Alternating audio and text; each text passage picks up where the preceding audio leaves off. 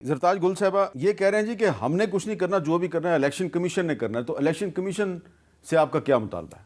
नहीं, पहले तो इन्होंने चूँकि शेर पढ़ा तो मैं इनको कहती हूँ कि कोई क्या रखे तुमसे मुनसिफ़ी की उम्मीदें, कत्ले आम को तुमने हादसा बना डाला। यानी आपने हमारे 24 से ज़्यादा वर्कर शहीद किए, ज़िले शाह से लेकर फिर ख़वातीन को आपने सड़कों के ऊपर घसीटा।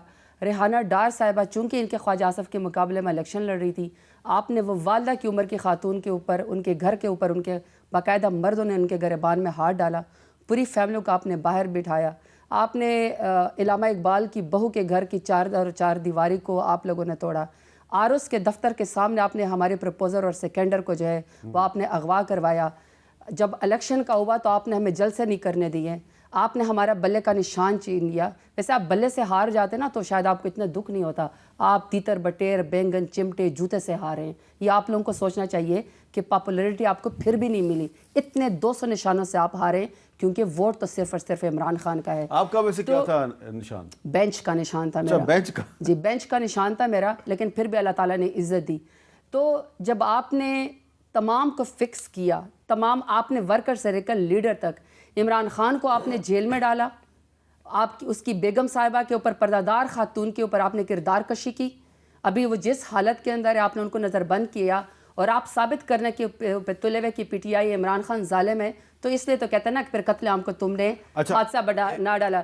दूसरा कारमा है ना, आप रियासत मदीना की बात करते हैं, खान की बात करते हैं, कमाल कारमा है कि आप 2013 में किसी और पार्टी से आ जाते हैं, 2018 में आप हमारी पार्टी से आ जाते हैं, 2024 में आप किसी और पार्टी से आ जाते हैं। वो ठीक है। कारमा अच्छा एक मिनट वो क्योंकि बार बार जरताज गुल साहबा जिक्र कर रही हैं कि इनके साथ बहुत ज़्यादा जुल्म हुआ, ज्यादती हुई, और यकीनन ये इनका राइट है, ये जो भी शिकवा शिकायत कर रही हैं उसका तो इनके पास सबूत मौजूद है।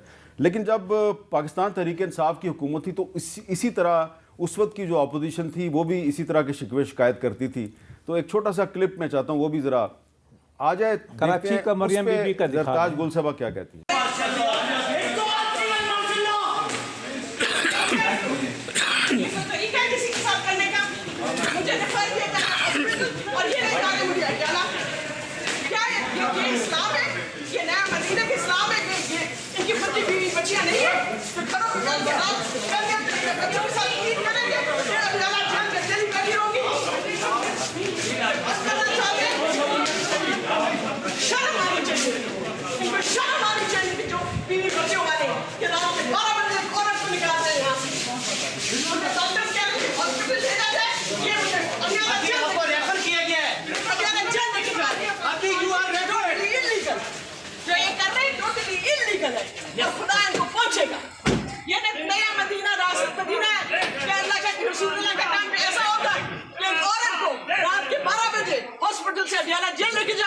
हमारे पास टाइम कम है, लेकिन मैं ये पूछना चाह रहा हूँ कि क्या ऐसा पॉसिबल है कि अब हम बार बार यही क्लिप पुराने दिखाते रहें कि जो उस वक्त गलत हुआ, क्या आज भी जो हो रहा है वो गलत नहीं है? कोई ऐसा रास्ता है कि फरियाल तालपुर साहबा और जरताज गुल साहबा जो हैं वो मिलकर कोई ऐसा कानून बनाए कि कम अज़ कम ख़वातीन के साथ जो है वो सियासी इंतकाम का रवैया इख्तियार ना किया जाए? अच्छा, मैंने जो बात की कि जरदारी साहब वो इसी वजह से की रिकन्सिलेशन के बादशाह।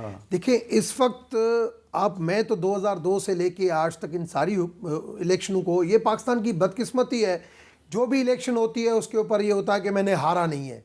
उसको बेहतर कौन करेगा? यही डेमोक्रेटिक पार्टी करेगी जो कभी नहीं कर रही है। एक दूसरे के इसके ऊपर इंतकाम कौन करती है? या नून लीग करती है या पीटीआई कर रही है। पीटीआई ने अपने दौर में किया, नून लीग ने अपने दौर में किया, डेस्कें बजाई। मैं किसी भी पार्टी में रहा मगर इन चीज़ों को सपोर्ट नहीं किया।